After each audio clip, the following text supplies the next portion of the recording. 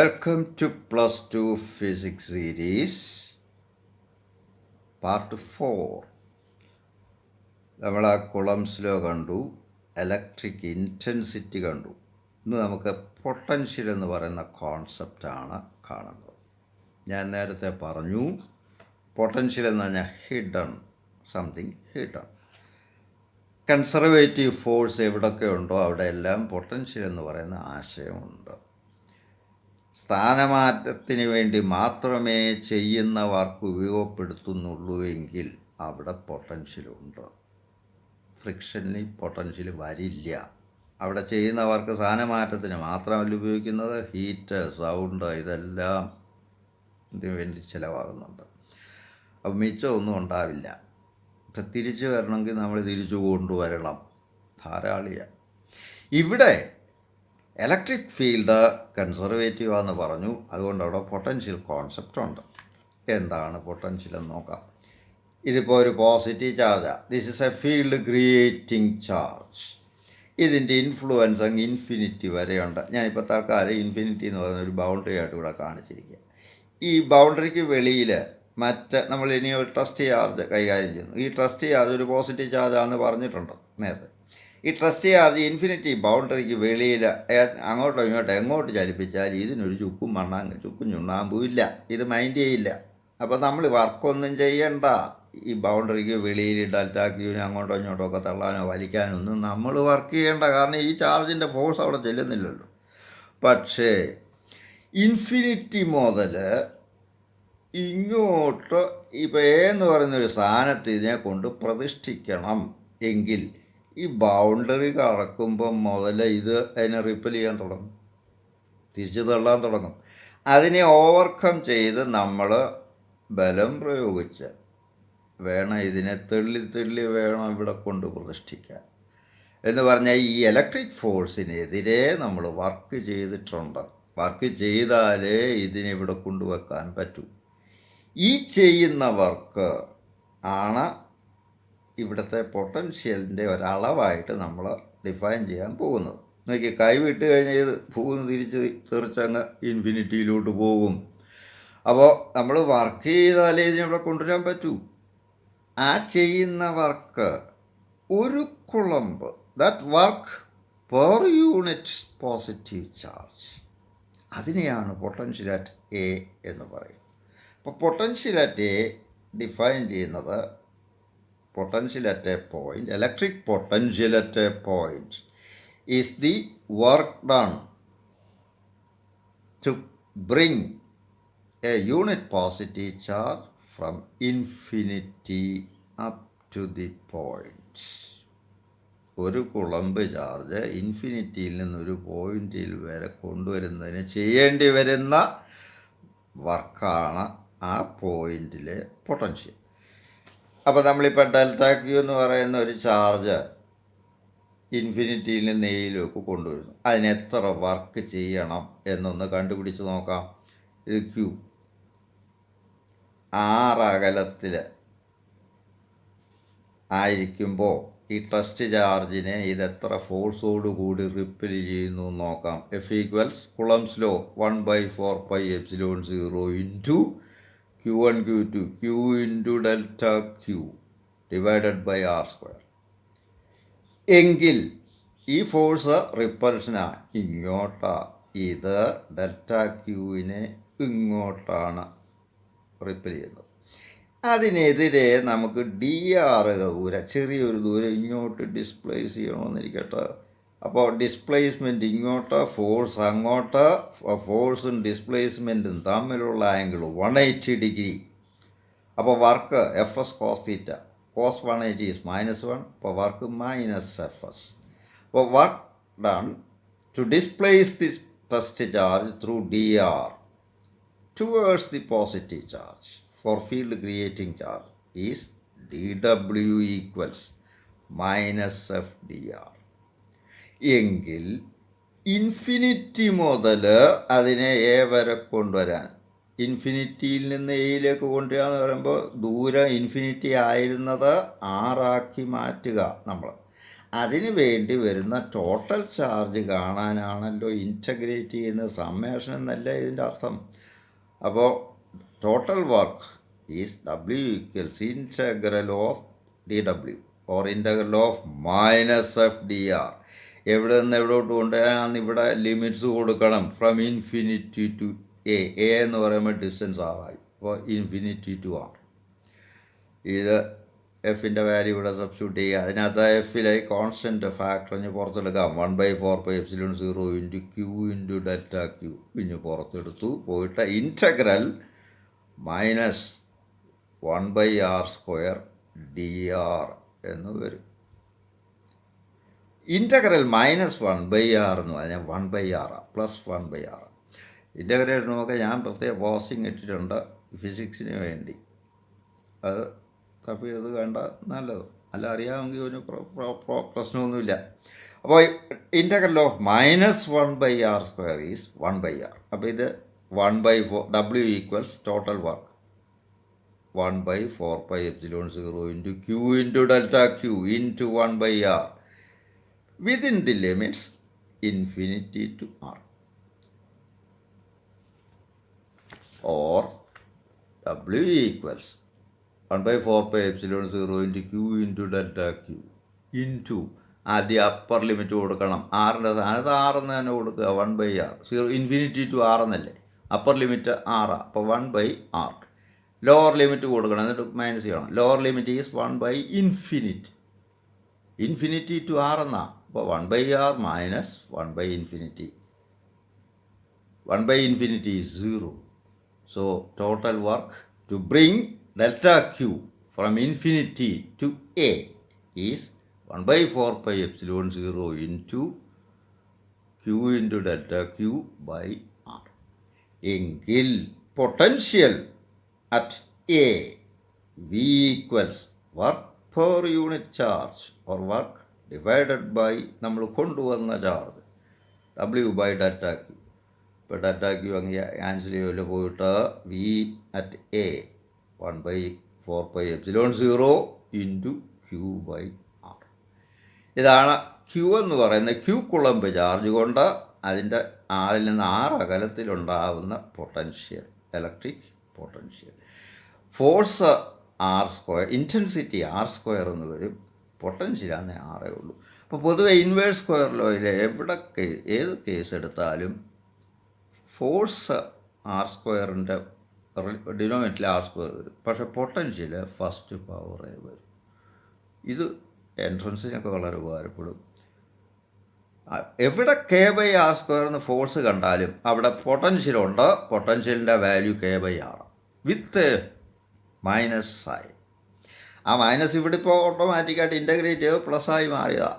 ഇവിടെ ഇനി ചാർജ്, ഈ ഫീൽഡ് ക്രിയേറ്റിംഗ് ചാർജ് ക്യൂ, അതിൻ്റെ സൈൻ ഇവിടെ കൊടുക്കണം. പ്ലസ് ചാർജ് ആണ് പ്ലസ് ക്യൂ, മൈനസ് ചാർജ് ആണ് മൈനസ് ക്യൂ. അപ്പോൾ potential at a point is plus or minus q/r with this constant. Field creating ചാർജിൻ്റെ സൈനോട് കൂടി വേണം ഇടാൻ. അപ്പോൾ ഇത് examination we can define potential, electric potential, and derive expression for potential created by a point charge. ഇതാണ് steps. ഇനി നമുക്ക് പൊട്ടൻഷ്യലിനെ പറ്റി ചില സംഗതികളൊക്കെ അറിയണം. നമുക്കറിയാം ഇൻഫിനിറ്റി എടുത്തു കഴിയുമ്പോൾ r ഇൻഫിനിറ്റി ആകുമ്പോൾ പൊട്ടൻഷ്യൽ v = 0. അപ്പോൾ ഇൻഫിനിറ്റിയിൽ ഇത് ഫീൽഡ് ക്രിയേറ്റിംഗ് ചാർജ്, ഇൻഫിനിറ്റിയിൽ പൊട്ടൻഷ്യൽ 0 v = 0. ഇങ്ങോട്ട് വരും തോറും പൊട്ടൻഷ്യൽ കൂടിക്കൂടി വരും. കാരണം തള്ളി കൊണ്ടുവരണ്ടേ, എത്രയും ഇങ്ങോട്ട് കൊണ്ടുവരുന്ന അത്രയും വർക്ക് ചെയ്യണം. അപ്പോൾ പൊട്ടൻഷ്യൽ ഇങ്ങോട്ട് വരും, പോസിറ്റീവ് ചാർജിൻ്റെ അടുത്തേക്ക് വരും തോറും പൊട്ടൻഷ്യൽ കൂടിക്കൂടി വരിക. കാരണം ടെസ്റ്റ് ചാർജ് കൊണ്ടുവരുന്ന ടെസ്റ്റ് ചാർജ് ഞാൻ പറഞ്ഞു എപ്പോഴും പോസിറ്റീവ് ആണെന്ന് തലേ വേണം. ടെസ്റ്റ് ചാർജിന് അടുത്തേക്ക് കൊണ്ടുവരാനാണ് നമ്മൾ വർക്ക് ചെയ്യേണ്ടത്. ഇവിടെ കൂടുതൽ വർക്ക് ചെയ്യണം, കൂടുതൽ വർക്ക് ചെയ്യണം. ഇത് പോസിറ്റീവ് ചാർജാണ്. അപ്പോൾ പൊട്ടൻഷ്യൽ കൂടിക്കൂടി വരിക. അല്ലെങ്കിൽ ചാർജിൽ നിന്നും അകലേക്ക് പോകുമ്പോൾ, ഇൻഫിനിറ്റിയിലോട്ട് പോകുമ്പോൾ പൊട്ടൻഷ്യൽ ഡിക്രീസിങ് ആണ്. ഇങ്ങോട്ട് പോകും പൊട്ടൻഷ്യൽ കുറഞ്ഞ് ഇൻഫിനിറ്റി വരുമ്പോൾ അങ്ങ് 0 ആകുക. ഇൻറ്റൻസിറ്റി ഇങ്ങനെ തന്നെയാണല്ലോ. ചാർജിൽ നിന്നും ദൂരേക്ക് പോകും തോറും ഇൻറ്റൻസിറ്റി കുറയും. അപ്പോൾ പോസിറ്റീവ് ചാർജിൻ്റെ കേസിൽ potential decreases to zero as we move towards infinity. Intensity also decreases to zero as we move to infinity. നേരെ മറിച്ച് നെഗറ്റീവ് ചാർജ് ആണെങ്കിൽ നെഗറ്റീവ് ചാർജ് ഇങ്ങോട്ട് വരിക ചെയ്യും. അപ്പോൾ പോസിറ്റീവ് ചാർജ് എപ്പോഴും ഇങ്ങോട്ടേ പോകൂ. നമുക്കറിയാം, ഒരു സിസ്റ്റം എവിടാണോ പൊട്ടൻഷ്യൽ എനർജി കുറവ് അവിടെയായിട്ടേ ഏത് സിസ്റ്റവും പോകും. അപ്പോൾ ഇത് നമുക്ക് വേറൊരു ഫിഗർ വെച്ച് ചർച്ച ചെയ്യാം ആസ്പെക്ട്സ്. ഇതിപ്പോൾ ഫീൽഡ് ക്രിയേറ്റിംഗ് ചാർജ് നെഗറ്റീവ് ആണെന്നിരിക്കട്ടെ, എങ്കിൽ പൊട്ടൻഷ്യൽ നെഗറ്റീവാണ്. കാരണം ഇവിടെ -Q കൊടുക്കണം. നമ്മൾ വർക്ക് ചെയ്യേണ്ട ടെസ്റ്റ് ചാർജ് കൊണ്ടുവരാൻ ഈ ചാർജ് തന്നെ വലിച്ചെടുത്തോളും. നമ്മൾ ഇങ്ങോട്ട് അടുക്കാതിരിക്കാൻ നോക്കിയാൽ മതി.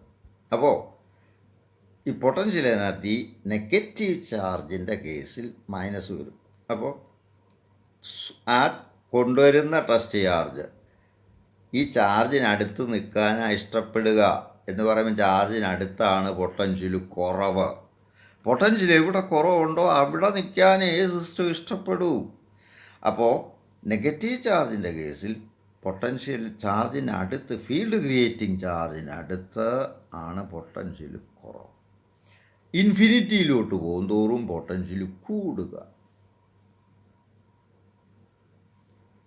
അപ്പോൾ എന്നിട്ട് കൂടിക്കൂടി 0 ആകും.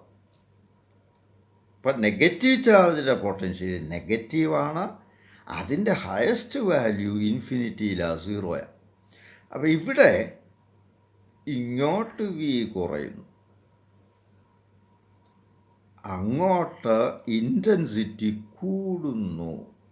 ചാർജിനടുത്തോട്ട് വരുമ്പോൾ ഇലക്ട്രിക് ഇൻറ്റൻസിറ്റി കൂടുക, പക്ഷേ ഇവിടെ പൊട്ടൻഷ്യൽ കുറയുന്നു. ഇവിടെ രണ്ടും ഒരു സെൻസിലാണ്. ശ്രദ്ധിക്കുക, അതാ ടെസ്റ്റ് ചാർജിൻ്റെ അർത്ഥം മനസ്സിലുണ്ടെങ്കിൽ അത് മനസ്സിലാക്കാൻ ഒരു പ്രയാസവും ഇല്ല.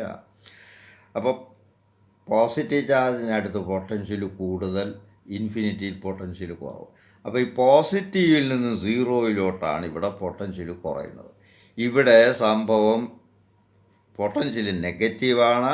അപ്പോൾ ചാർജിനടുത്ത് പൊട്ടൻഷ്യൽ കുറവും, ഇൻഫിനിറ്റിയിൽ മാക്സിമം വാല്യൂ 0. ഇവിടെ മിനിമം വാല്യൂ 0, ഇവിടെ മാക്സിമം വാല്യൂ 0. എന്നിട്ട് ചാർജിനടുത്തേക്ക് പൊട്ടൻഷ്യൽ കുറയുക. From 0 V decreasing from 0. Intensity രണ്ട് സന്ദർഭത്തിലും ചാർജിനടുത്തേക്ക് വരും തോറും ഇൻറ്റൻസിറ്റി കൂടുക. ആരോ ശ്രദ്ധിക്കുക.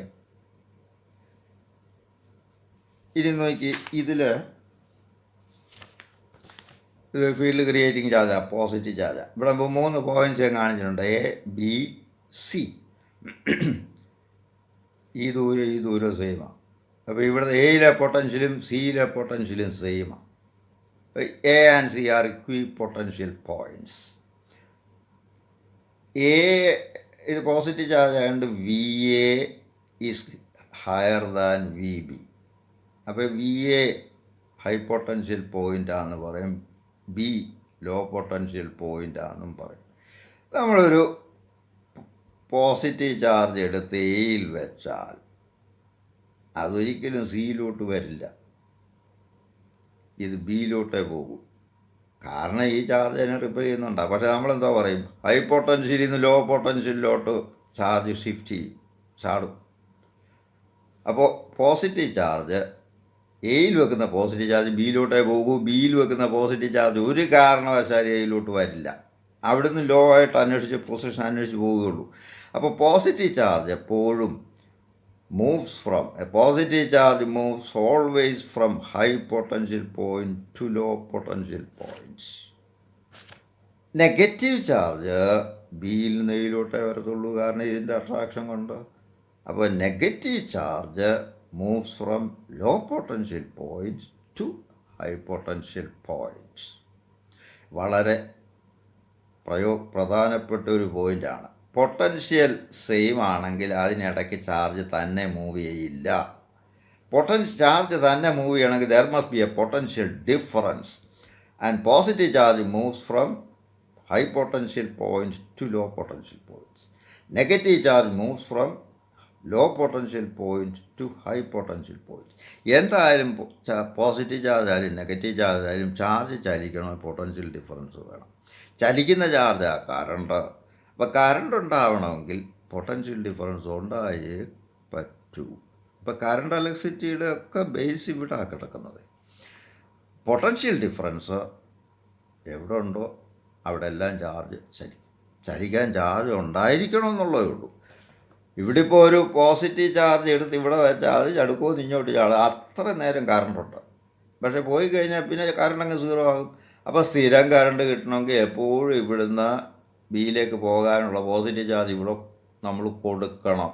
കണ്ടിന്യൂസ് ആയിട്ട് ഇവിടെ പോസിറ്റീവ് ചാർജ് സപ്ലൈ ചെയ്തുകൊണ്ടിരുന്നാൽ ആ പോസിറ്റീവ് ചാർജ് ഇങ്ങോട്ട് ചാടിക്കൊണ്ടേയിരിക്കും, നമുക്ക് സ്റ്റഡി കറണ്ട് കിട്ടും.